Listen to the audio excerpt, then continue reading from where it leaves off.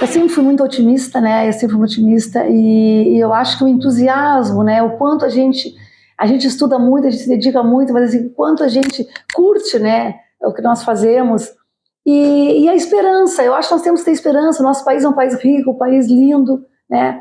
Um país com as pessoas que sorriem, né? Que estão sempre esperançosas. Eu acho que assim, nós temos grandes oportunidades. Então, e a questão dos alunos, dos jovens que hoje, né, eles estão mais desatentos, eu não concordo. Eu acho que eles estão cada vez melhores e é isso que eu, né, convido, né, para experimentarem a ciência, que eu acho que vão se apaixonar, porque a ciência criativa, né, ela é como a arte.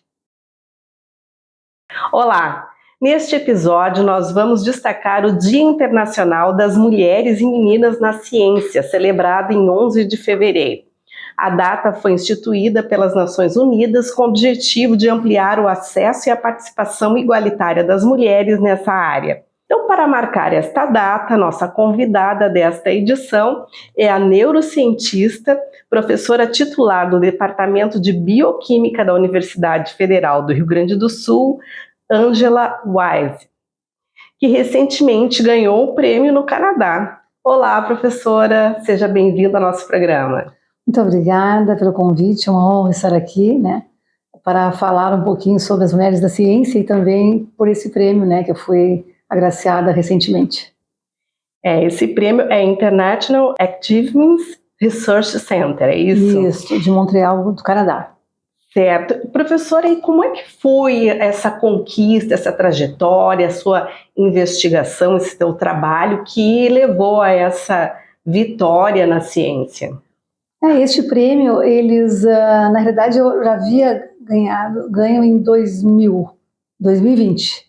E este ano eu recebi, entre Natal e Ano Novo, eu recebi um e-mail, né, do Instituto falando de que eu havia sido indicada novamente para concorrer ao prêmio e se eu, né, gostaria de concorrer. Aí eu aceitei, né, porque eu acho que um prêmio ele dá bastante visibilidade para a ciência, né, não só para mim, mas para o meu grupo de pesquisa e também para a universidade, para o Rio Grande do Sul e para o Brasil, né.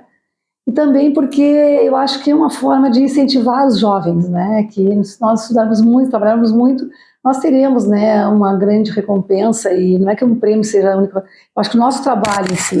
E também porque eu acho que para a sociedade, eu acho que nós trabalhamos para a sociedade, nossa pesquisa é baseada num trabalho que depois vai melhorar a qualidade de vida das pessoas, só que, lógico, é lento porque nós trabalhamos na área básica, e daí que chega na área clínica demora um tempo, mas esses trabalhos básicos eles são muito importantes para que se dê continuidade, né, aos trabalhos de pesquisa depois clínicos. Então aí me convidaram para eu concorrer, eu enviei meu currículo e eles pediram prêmios que eu já havia recebido e também patentes. E aí eu acho que eles existia um comitê e entre vários candidatos de diversos países eu fui a vencedora, né? Então é muito gratificante porque o que eles consideraram é toda a minha obra, entende? É todo o meu currículo, todo o número de mestres e doutores que eu formei, patentes e também o quanto a gente é citado, nossos trabalhos são citados no exterior. Então, o número de citações.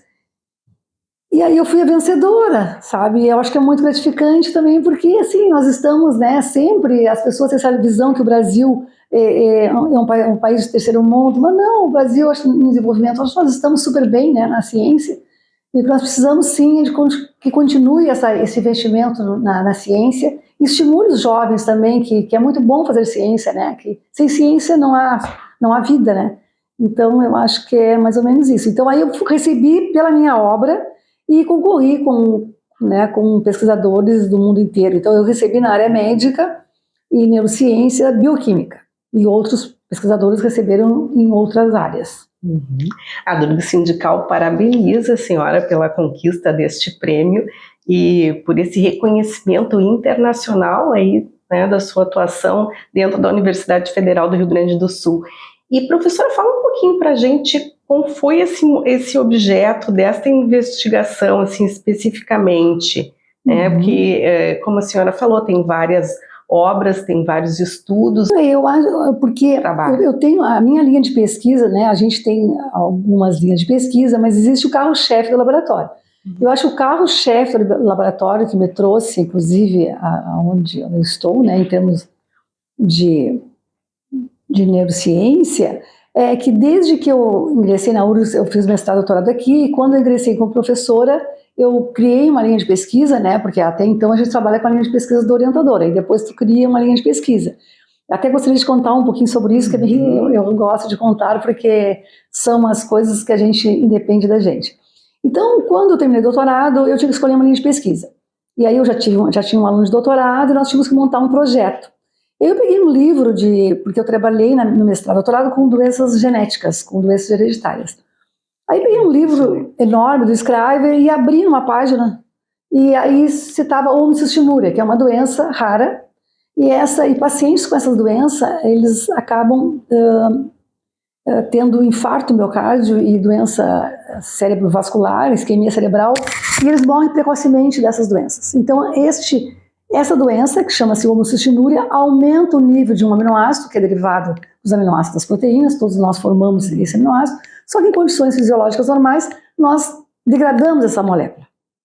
Só que no paciente com a doença não há a enzima capaz de degradá-la, e ela se acumula no sangue, em demais tecidos, atinge o cérebro, então dá uma isquemia, e também leva a alterações cognitivas e motoras. E também o infarto miocárdio. E aí então eu abri naquela página, e quem descobriu toda essa via metabólica, que é uma via, né, para vocês não é muito simples, mas as vias metabólicas são encantadoras, é como se nós tivéssemos um mapa, né? Existe um mapa da cidade, existe um mapa metabólico. E ele descobriu uma via metabólica que foi o professor, que por coincidência ele é canadense, o professor Mudge, um pesquisador que ele é o pai dessa doença, a homocystinuria. Bom, aí nós montamos o modelo experimental e publicamos o primeiro artigo mostrando porque nós trabalhamos em modelos experimentais pré-clínicos, ou seja, em ratos. Injetamos um animal e nós vimos que houve déficit de memória. Então, e também uma alteração, um edema ali no cérebro daquele animal. Aí nós publicamos, foi o primeiro artigo que nós publicamos, e eis que, né, quis o destino, né, que o professor Mudge, o pesquisador Mudge, me escrevesse, né, e dissesse, olha, doutora Ângela, doutora Wise, eu tenho pacientes com essa doença, esses pacientes apresentam um edema cerebral bastante pronunciado, e eu gostaria de saber o que eu achava sobre a correlação, porque eu achei o modelo experimental, lógico, que no animal é muito mais fácil da gente estudar do que, né, não consegue abrir a cabecinha da pessoa, mas no animal tu faz todos esses experimentos, né, com anestesia, com toda a questão da ética, e então ele quis, aí eu falei, escrevi para ele, expliquei por que aquela enzima estava inibida, e talvez, sim, pudesse ter essa relação, e ele não citou. Então o primeiro artigo que eu tive com essa doença, ele me citou. Aí eu pensei, pô, são os anjos que estão assoprando, né, no meu ouvido, dizendo que estás no caminho certo. E até me emociona um pouco. E aí, a partir daí, assim, eu tenho muitos e muitos artigos, né, e continuei estudando, e até hoje estudo sobre isso. Então, a partir de nossos estudos, é que foi visto, antes se via só no paciente, não se sabia por que acontecia aqueles danos todos no cérebro, e se via a nível periférico, né, a questão vascular. E não existia nada na literatura mostrando a relação, o que essa substância fazia a nível de tecido, a nível de célula.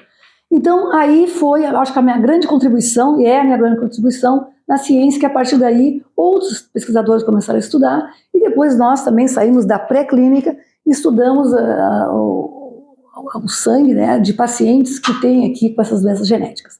E a partir daí, eu montei um outro modelo experimental, porque essa substância, quando está aumentada, que ela é de origem animal, ou seja, ela vem das proteínas. Quando ela está aumentada, aí não por uma doença genética, ou porque o indivíduo é sedentário, ou porque o indivíduo, alguns medicamentos, ou porque ele não tem as vitaminas adequadas, vitamina ácido fólico, vitamina B12, ele pode elevar um pouquinho. Mas essa elevação está relacionada com doenças neurodegenerativas, como doença de Alzheimer, e também com o problema cardíaco.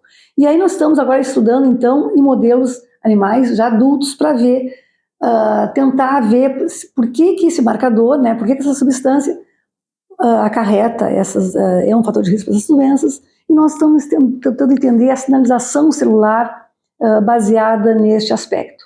E aí também estudamos ácido fólico, nós estudamos toda a rota metabólica. E uma coisa que eu gostaria de deixar bem claro, as vitaminas, nós precisamos delas. Nós não precisamos de muita quantidade de vitamina. O nosso organismo é capaz de, com pouca quantidade, ele utilizá-la em vias metabólicas de uma forma adequada.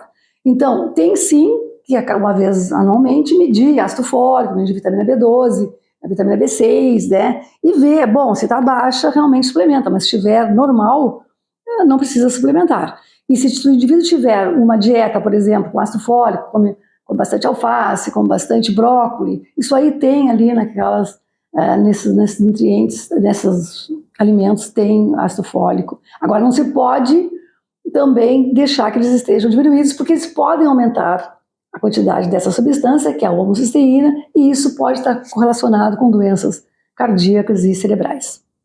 É bem interessante, mas também a gente poder transmitir isso, traduzir para as pessoas de uma maneira tão mais fácil, né, com a sua explicação, assim. Professor, e o que mais que tem contribuído, assim, as suas pesquisas para a área da saúde? Esse é um aspecto, então é uma linha que eu tenho. Eu também estudo a Ritalina, né, porque a Ritalina está sendo muito usada para as crianças com déficit de atenção, que ela é realmente um medicamento adequado para o déficit de atenção. Mas muitas vezes o diagnóstico está sendo meio precoce e as crianças ainda estão... Porque mesmo depois que ocorre o nascimento, ocorre o desenvolvimento do cérebro. O cérebro continua se desenvolvendo. Aí, em relação à sinaptogênese, em relação à mielina. E o que acontece? Muitas vezes a criança é diagnosticada muito precocemente e ela acaba fazendo uso do ácido fólico, da Ritalina, e isso pode levar a danos futuros. Então, nós induzimos no modelo experimental a Ritalina durante o neurodesenvolvimento e depois avaliamos a questão comportamental, a questão motora e também a questão periférica de colesterol e tudo, lá na fase adulta do animal. Então esse é um outro trabalho. Tem um outro trabalho também que é mais recente no meu laboratório, porque o professor Esquerdo, não sei se vocês, né, todo mundo conhece o professor Esquerdo, ele na época que ele faleceu, ele tinha 3 alunos de doutorado ligados à Universidade Federal do Rio de Janeiro, que era um projeto. E aí depois que ele faleceu, esses alunos passaram para o meu laboratório. E nós estudamos também muita questão dos mecanismos de consolidação da memória. Então, um trabalho bem interessante, nós estamos desenvolvendo a questão do exercício físico de força. Porque tem muitos trabalhos mostrando que o exercício físico aeróbico ele é importante para a memória. E nós estamos estudando agora a questão do exercício físico de força. Então, há vários trabalhos já mostrando que isso, sim, também é muito importante, porque cada vez que tu faz exercício de força, tu libera miocinas, né? E essas substâncias acabam, não se sabe como, né, elas acabam fazendo com que haja uma melhor memorização, ou seja, uma melhor consolidação da memória. Então, essas são as mais importantes. Não é que sejam as mais importantes, mas que estão já com vários artigos publicados. Tem uma outra também que eu acho bem interessante, que é a questão da memória de medo, né? Então, as pessoas têm esses traumas, a memória de medo. Então, nós estamos estudando, né, a questão da memória de medo, a extinção dessa memória, como é que tu pode extinguir essa memória, que ela fica lá, não se sabe onde, e a questão do coespecífico, ou seja, colocamos ali junto um amiguinho, um coespecífico, e parece que aquela memória está sendo mais, não está sendo tão lembrada quando o animal está sozinho, ou quando ele está com um amiguinho, né, com o seu parceiro ali. Então, ou seja, a importância do suporte social na consolidação da memória de medo. Então, assim, os trabalhos são lindos. Dessas síndromes também, de pânico, essas coisas. Isso. O pânico está correlacionado, né? Aí o medo pode levar ao pânico. É isso, porque a memória de medo ela pode levar ao pânico. Então, está tudo mais ou menos correlacionado. Então, eu acho que são assuntos assim, muito bonitos, não é porque né, no laboratório, mas eu acho que toda a linha de pesquisa ela é muito apaixonante, sabe? Porque a gente acaba... Né, a gente vê também os alunos, eu sempre digo assim, eu acho que os alunos são cada vez melhores, sabe? As pessoas dizem, os jovens são meio dispersos, eu acho que os nossos são maravilhosos, eu acho que os da URGS, assim, né, onde eu dou aula, eu dei aula para odonto durante um tempo, hoje dou aula para medicina, e um pouquinho para odonto, mas assim, os alunos são brilhantes, sabe? Eles são brilhantes, eles já vêm com tudo estudado para a aula. Claro que eles questionam muito, né? Eles perguntam muito, e isso é um desafio para nós também, sabe? Eu amo quando um aluno pergunta, porque isso me faz também pensar e ver assim, quanto o aluno é inteligente, sabe? A gente só olha para ele assim, como é, de onde ele tirou aquela ideia ali, sabe? Eu acho que a ciência é isso, a ciência é ideias, a gente tem criatividade de ideia. Então tem muita coisa para se fazer e é apaixonante, né? Porque às vezes tu tem uma hipótese e aquela hipótese te leva a um outro resultado e tu tem que quebrar a cabeça ali para ver por que teve aquele resultado. Eu sou bem apaixonada por isso. E nesses prêmios, quando os alunos eles recebem, né, são premiados, nós observamos assim a felicidade, aquele reconhecimento, o quanto é importante. E professora, como a senhora tem visto isso, esse avanço dos jovens, seja na área técnica ou mesmo nas universidades? Como está, assim, porque tem essa questão da emoção, mas e como é que está esse retorno, assim, na sua opinião? Eu acho que, assim, na minha opinião, né, como eu falei, eu dei aula no odonto durante muito tempo e agora foram os 2 cursos que eu dei aula na URGS, e agora na medicina. Eu vou dizer, eu só tenho elogios. Eu acho que cada vez eles entram melhores. É um comprometimento, assim, ó, é a coisa mais linda, sabe? Os meus alunos, tu vês, da medicina, agora na URGS, as minhas aulas, eu dou aula 3 vezes por semana. Se eles não podem vir na aula, eles me avisam, professora, tal dia eu não vou poder vir na aula, sabe? É um respeito, assim, sabe? E claro, estão muito bem articulados e eles estão questionando o tempo inteiro e com raciocínio, assim, tem gente, a maioria, assim, na medicina praticamente 100% da turma, sabe? E eles, assim, tem toda a questão do afeto. Ontem mesmo tem uma disciplina, eles me entregaram, eles fizeram numa cartolina, assim, com a cor de rosa, porque eu gosto, cada um escreveu um bilhetinho, assim, agradecendo, sabe? Então é muito gratificante, sabe? E eu acho que esses prêmios que eu ganho, hoje até na entrevista eu comentei, né? Para mim, claro, eu gosto, lógico, né? A gente também trabalha tanto, né? E reconhecimento de trabalho, mas eu sempre digo que eu trabalho em equipe, né? Toda a minha pesquisa não sou só eu, né? Eu tenho ideias, outras pessoas têm ideias, e a gente vai buscando, lógico, eu sou orientadora, que eu vou fechando, né? E eu gosto muito.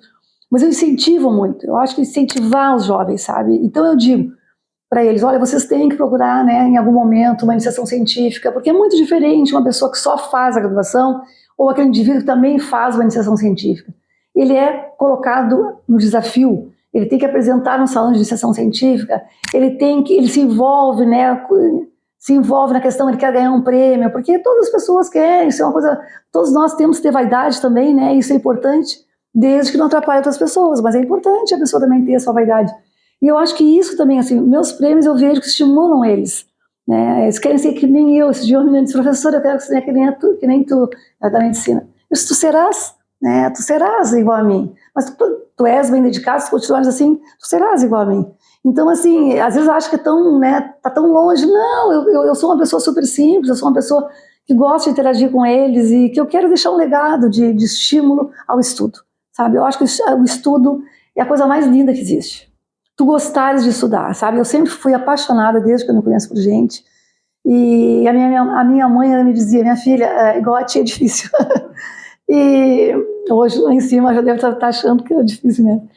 Então, assim, mas eu acho que estimular, sabe? Eu sou uma pessoa entusiasmada, eu gosto de entusiasmar as pessoas, sabe?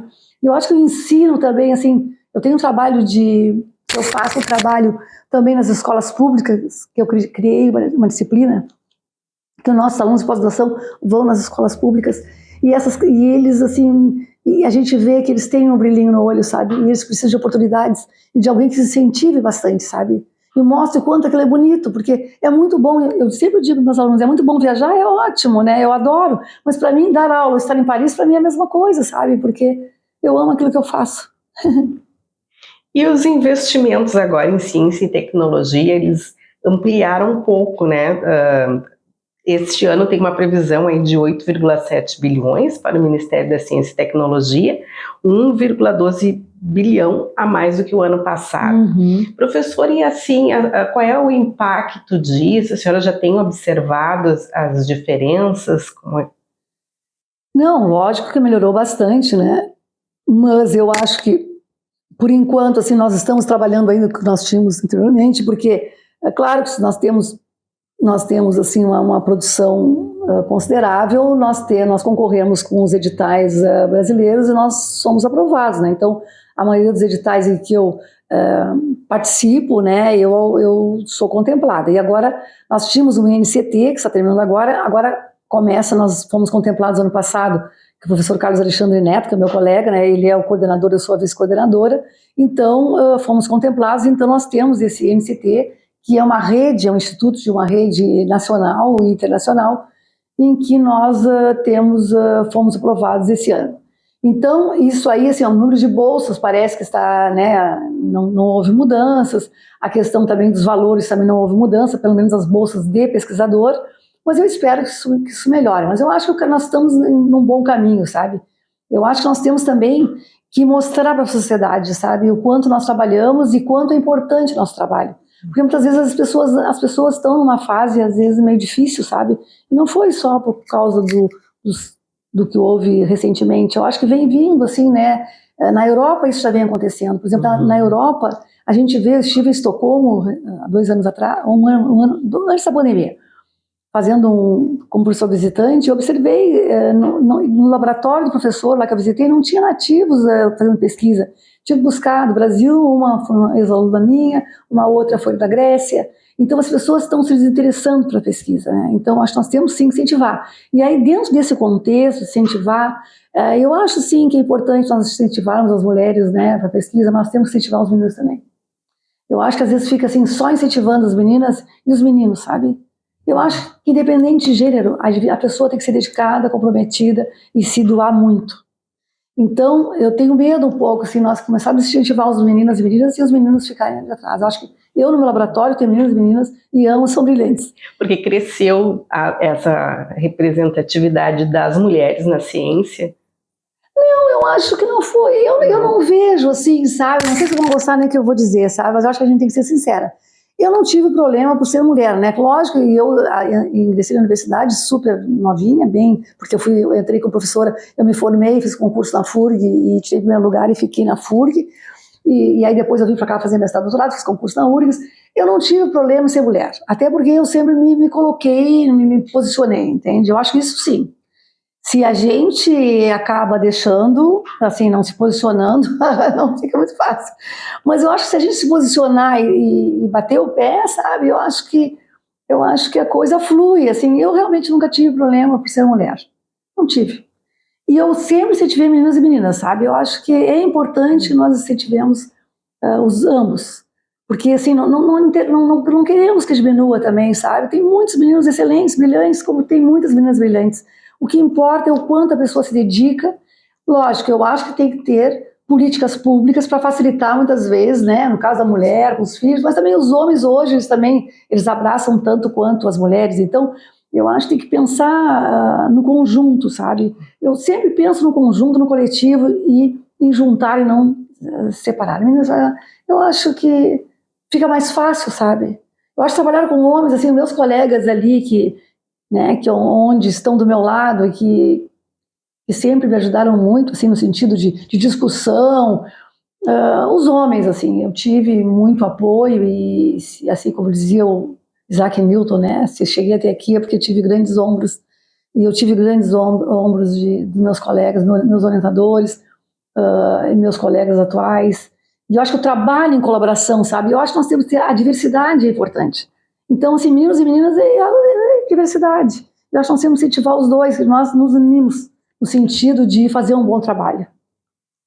Tudo para a evolução da ciência. Isso, e para a questão, assim, políticas públicas para facilitar a vida das mulheres, eu acho que sim. Eu acho que isso é muito importante, porque eu não tenho filhos, né? Foi uma escolha que eu fiz, mas, assim, quem tem filhos, a gente vê, né? Não é fácil. Porque a pessoa, né, a criança precisa da mãe, a criança quer a mãe. Então, talvez, assim, como estão fazendo agora, dá mais um tempo, se tu analisa o currículo, né, por exemplo, de 10 anos, bom, para as pessoas que têm filho, que sabem mais um ano, para deixar aquele período mais difícil ali. Então, eu concordo plenamente com isso. E sobre essa fuga de cérebros, professora, na sua avaliação, como tem sido? Eu acho que já houve, sabe, Eu não sei agora, nesse momento, como está. Eu acho que teve um tempo ali da pandemia, foi bastante, um tempo um pouco atrás também, foi bastante pronunciado. E a questão que eu acho que nós temos no Brasil é que não existe um trabalho, não existe o cargo de pesquisador, né? Existe o pesquisador no Embrapa, alguns institutos, mas a maioria, é a questão da universidade. As universidades não têm como abraçar todos os doutores que estão sendo formados. Eu acho que sim, teria que haver, né, mais uma... Trabalhava no sentido das empresas chamarem, muitas vezes porque a pessoa tem a titulação, não querem chamar porque a titulação, aí o salário é mais alto, entende? Então eu acho que tudo isso, mas assim, um doutor dentro de uma empresa ou dentro de uma universidade particular, por exemplo, ele faz a diferença, sabe? Foram mais 4 anos de estudo, de discussão, então eu acho que isso é importante que se veja. Eu não sei, assim, as pessoas que saíram, eu tenho ex-alunos que saíram então, e eles querem, na Europa, nos Estados Unidos, eles querem brasileiros, inclusive, assim, às vezes eles pedem pós-docs, porque as pessoas trabalham muito. Nós trabalhamos muito. Nós trabalhamos sempre com pouco dinheiro, então eles têm muito mais dinheiro do que a gente, então fica muito mais fácil trabalhar. E eles estão, assim, ó, eles estão com pouca gente para trabalhar. Entendeu? Nativos, como eu te falei. Então, assim, é muito bom. Chama alguém de um país que está bem informado, então eles têm. Então, eu acho que isso que o Brasil tem que se dar conta. Tem que investir nessas pessoas para que nós possamos evoluir, né? Tecnologicamente, nós precisamos de cientistas. E não só cientista que vai atuar nas universidades. Não, cientista que vai atuar na empresa, que vai atuar em diferentes áreas do Brasil. Né? Porque é com isso que nós vamos crescer, né? E essas contribuições dos seus projetos, por exemplo, na área da saúde, são fundamentais. Claro, porque assim, ó, esses trabalhos que eu também tenho vários trabalhos de colaborações com o pessoal, esse professor de Estocolmo mesmo, e também da Suíça. Só que nós temos que ter, assim, porque aí é um trabalho mais nosso, do laboratório, com esses grupos, né? Mas eles valorizam muito, sabe? E eu acho assim, isso aí tem um avanço muito grande, né, na saúde da população. Tá certo. Então, professora, o seu recado final aqui nesse nosso bate-papo, aí para os alunos, professores, né, e saudando já esse Dia Internacional das Mulheres e Meninas na Ciência. Então, eu gostaria de finalizar agradecendo, né, por essa oportunidade. É sempre muito gratificante falarmos daquilo que nós fazemos com tanto amor.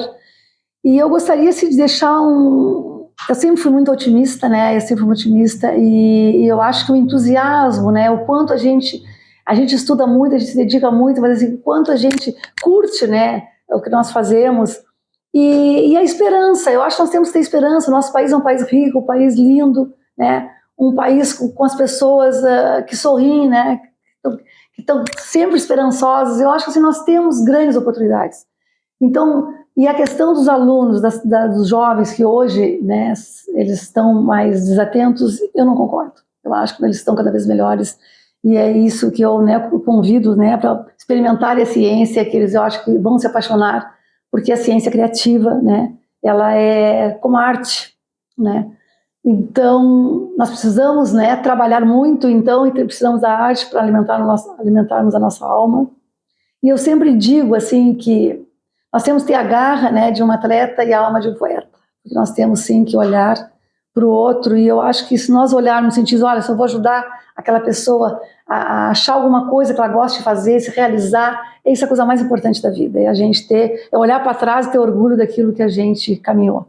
Então, eu gostaria também de agradecer à Durga Sindical pela oportunidade, por tudo que tem trabalhado por nós, né, servidores professores da Universidade Federal do Rio Grande do Sul e de outras universidades associadas. Meu muito obrigada e continue assim trabalhando bastante por todos nós. Obrigada. E quem quiser conversar sobre o meu trabalho ou alguma coisa que eu possa ajudar, eu estarei lá na Bioquímica. Serei feliz em poder contribuir. Obrigada, professora Durga Sindical, mais uma vez. E parabeniza. E para você que ainda não se inscreveu no nosso canal, vai lá no nosso canal do YouTube, da Durga Sindical, deixa seu like e também aproveite e se inscreva. E acompanhe as nossas redes sociais. Obrigada.